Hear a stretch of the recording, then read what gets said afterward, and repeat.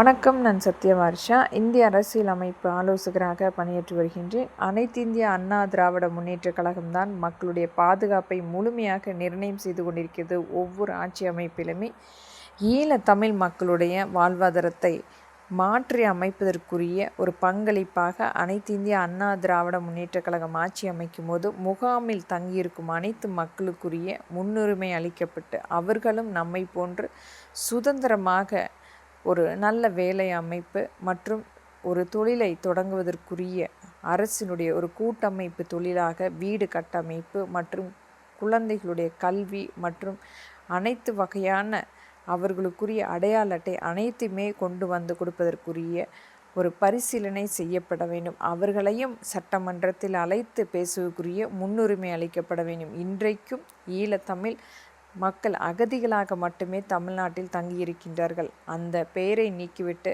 நம்மளுடைய தமிழ்நாட்டு மக்கள் என்று சொல்லிக்கொள்ளக்கூடிய அந்த முழுமையான அங்கீகாரம் அளிக்கப்பட வேண்டும். இது மக்களின் எளிய மகளாக இங்கு நான் பதிவிடுகின்றேன். நன்றி, வணக்கம்.